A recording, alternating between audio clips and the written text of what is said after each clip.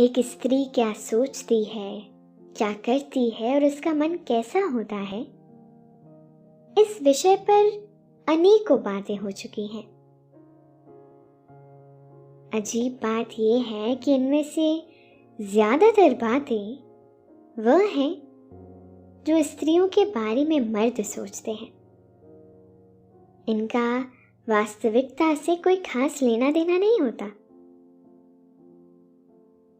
कुछ बातें तो एक तरह से मिथक ही हैं और इसीलिए परेशान कर देने वाली भी। गानों में, फिल्मों में जो किरदार कहते हैं और करते हैं, वही समाज का सच मान लिया जाता है। ऐसा है नहीं। और इसीलिए आधी आबादी के मन की बातें या तो गलत समझ ली जाती हैं या फिर सुनी ही नहीं जाती। कहा जाता है ना, औरत ही औरत की सबसे बड़ी दुश्मन है। इसमें औरत मर्द का भेद क्यों जरूरी हो जाता है, ये बात समझ में नहीं आती। अपने मतलब के लिए तो इंसान की ही फितरत यही है।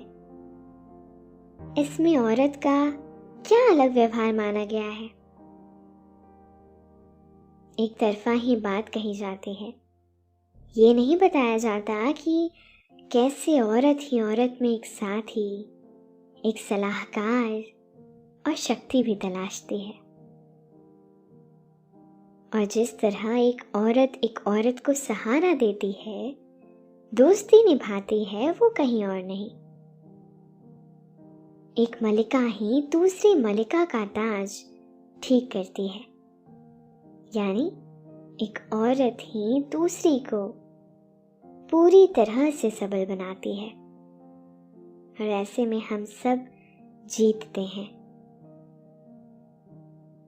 इसी विषय में एक कहानी आप तक लेकर आई हूं, लेकिन पहले आप अपने आसपास की सारी लाइट्स ऑफ करके आराम से लेट जाएं। अपनी आंखें धीरे से बंद कर लीजिए। अब थोड़ा सा अपने शरीर को आराम दीजिए। थोड़ा और आराम। अपने शरीर को बिल्कुल ढीला छोड़ दीजिए। कोई टेंशन नहीं, कोई तनाव नहीं। अपने दिमाग में चल रहे सभी विचारों को, चिंताओं को त्याग दें। एक शांति सी महसूस करें। सारी नेगेटिव, सारी पॉजिटिव विचारों को धीरे धीरे निकाल दें। हाथों को सीधा करें और अपनी कमर के साइड में रख लीजिए। अब अपनी सांस पर ध्यान लगाएं। इसको धीमे या तेज नहीं करना है। बस ध्यान देना है कि कैसे वो आपके अंदर प्रवेश कर रही है और कैसे वो वापस आपके गले और नाक के माध्यम से वापस निकल रही है। आपका मन शांत, एकदम शांत होता जा रहा है। आप अच्छा महसूस कर रहे हैं। खुद को काफी हल्का फील कर रहे हैं। हर तरफ शांति है, सुकून है खामोशी है। प्रिया इंतजार कर रही थी अपनी हेल्पर लाली का। रोज लेट कर देती है, परेशान हो जाती है प्रिया। लेकिन क्या करे, हेल्पर एक तो अच्छे मिलना आजकल बहुत मुश्किल है, दूसरा इस बड़े शहर की आपाधापी में हेल्पर अगर रूठ के भाग गई तो बस लेने के देने पड़ जाते हैं। हर हिंदुस्तानी औरत की एक सगी है, उसकी काम वाली बाई। घर परिवार दोस्त सब एक तरफ और काम वाली और उसकी खुशियां दूसरी तरफ। शहर में रहना पॉसिबल बनाती हैं हेल्पर दीदियां, कुक आंटियां और काम वाली मौसियां। प्रिया ने सोचा काम शुरू कर देती हूँ, लाली दीदी आएगी तब तक कुछ तैयारी तो हो जाए, कम से कम ऑफिस के लिए देर नहीं होगी। वैसे लाली दीदी रोज तो आ ही जाती हैं, अगर उनके बेटे की कोई परेशानी ना हुई तो, वरना तो कभी कभी लंबी छुट्टियां भी हो जाती हैं। कभी मुन्ना की तबीयत खराब हो जाती है तो कभी कोई स्कूल का काम आ जाता है। भगवान करे आज कुछ भी ना हुआ हो। आज कुकी की तबीयत ठीक नहीं लग रही। कुकी प्रिया की जान है। ना ही प्रिया ने शादी की है और ना बच्चे, बच्चों का तो सवाल ही नहीं है। लेकिन कुकी के लिए प्रिया ही उसकी माँ है। कुकी 2 महीने की थी जब प्रिया को रोड पर मिली। बेचारी घबराई हुई थी बहुत। सड़क पर आती बड़ी बड़ी गाड़ियों के शोर से डरी हुई थी, स्कूटर के पीछे छुपी हुई। वैसे भी सड़क के कुत्तों के बारे में कौन इतना सोचता है। वो बेचारे अपने आप अपना जीवन चलाना सीख लेते हैं, पड़ा हुआ डाला हुआ खा लेते हैं और किसी तरह उनका भी जीवन यापन हो ही जाता है। दोस्तों, अब से आप bed time stories, guided meditations, relaxing music, इन सब का आनंद नींद ऐप पर ही उठा सकते हैं। प्रिया ने जब डरी हुई उस नन्ही सी जान को देखा तो उसे बहुत ममता हुआ आई थी।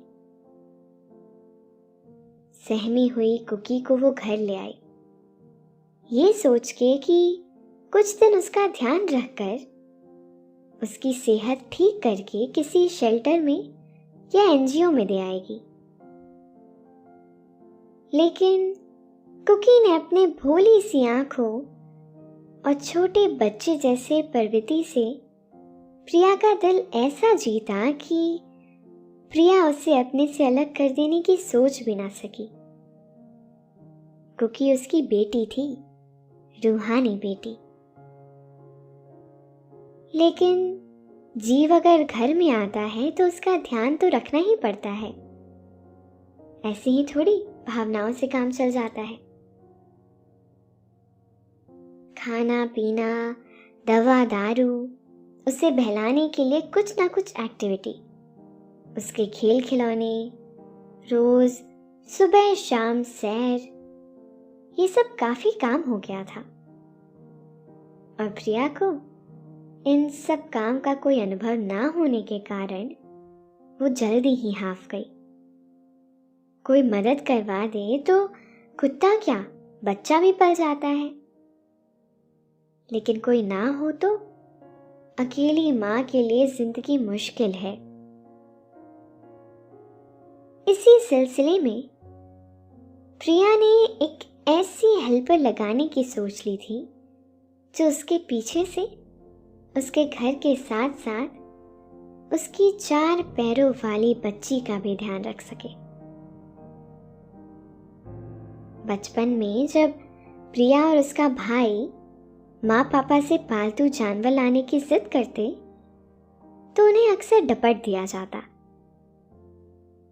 हिंदुस्तानी माँ बाप का एक डायलॉग फिक्स है, तुम्हें पालने बहुत है, इस घर में बच्चे पल रहे हैं काफी है, कुत्ते की जरूरत नहीं है। या फिर है ना गली में इतने सारे पिल्ले, वो तुम्हारे ही तो हैं। अगर आ ही जाए जिद से घर में कोई श्वान पुत्र तो अक्सर मम्मियाँ कहती हुई पाई जाती हैं, इस घर में या तो ये रहेगा या मैं।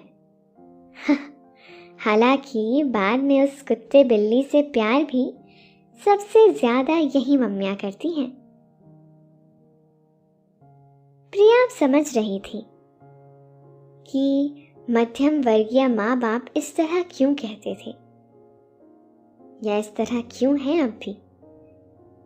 कुत्ता पालने के साथ साथ कई तरह के खर्चे आते हैं और इससे किसी भी घर की अर्थव्यवस्था चरमरा सकती है।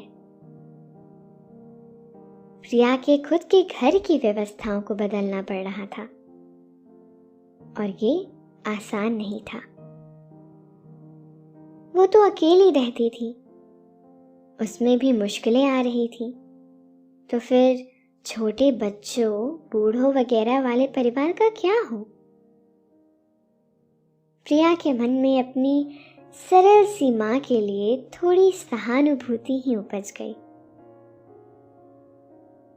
अब सवाल था ऐसी हेल्पर ढूंढने का जो कुत्ते से डरती ना हो, उसे संभाल ले। और उसी दौरान कई नखरेबाज हेल्पर आंटियों का इंटरव्यू ले लेने के बाद प्रिया को मिली लाली। टिंग टोंग, दरवाजे की घंटी बजी और प्रिया के विचारों की लड़ी टूटी। जरूर लाली होगी। थैंक गॉड आ गई। दरवाजा खोलकर देखा तो लाली ही खड़ी थी। प्रिया ने चैन की सांस ली। लाली अंदर आकर सबसे पहले कुकी से मिली, रोज के नियम की तरह। कई बार तो वो प्रिया को देखती तक नहीं थी, सीधे कुकी के पास ही जाकर उससे खेलने लगती और वैसे ही सीधे घुमा लाती। बहुत देर बाद प्रिया को मालूम होता कि अरे लाली जी तो आ चुकी हैं। लाली और कुकी की दोस्ती कुछ अलग ही थी। लाली ने आते ही कुकी का सब काम संभाल लिया था। उसकी ममता अपार थी, उसका मन विशाल था। जितनी तल्लीनता से लाली घर के काम निपटाती, उससे भी ज्यादा उत्साह से कुकी को खाना खिलाती, घुमाने ले जाती। जानवर सच्चा प्यार खूब समझता है। अच्छे से पता होता है उसे कि कौन कितने पानी में है। हाल ये था कि जब कुकी बीमार होती तो लाली के अलावा किसी के हाथ से नहीं खाती। प्रिया लाली के हवाले सब घर करके ऑफिस निकल गई। अगले दिन छुट्टी थी, घट स्थापना जो थी। नवरात्रि के पहले दिन प्रिया के ऑफिस में छुट्टी रहती है।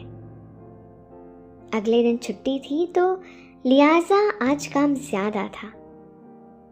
लौटते हुए देरी हो गई।